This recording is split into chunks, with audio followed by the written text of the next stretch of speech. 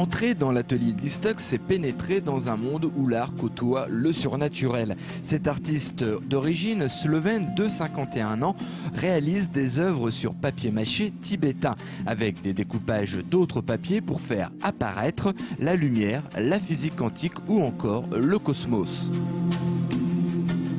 C'est un mélange de tous. La philosophie, la physique quantique, la cosmologie. Il y a beaucoup de théories.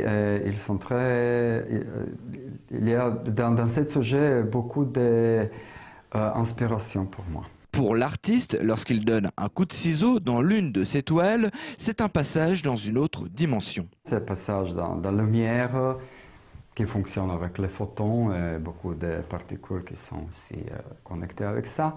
Geoffroy, le compagnon d'Eastock, admire son travail, mais il aimerait qu'il expose davantage, qu'il puisse vivre de son art. Il faut se faire connaître des galeristes. Le problème du monde de l'art, c'est que c'est quelque chose de très...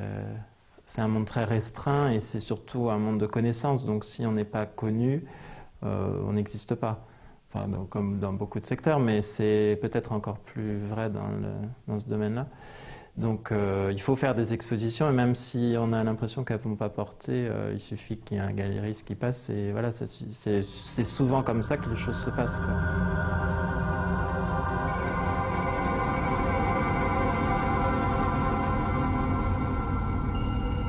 Les œuvres exposées chez Eastock sont des essais pour un projet plus vaste, la réalisation de tapisseries en 3 dimensions, une vision de l'artiste pour nous faire voir en hologramme, en transparence et en lumière son travail. Et donc, lorsqu'on qualifie Eastock d'artiste extraterrestre, l'homme ne rechigne pas.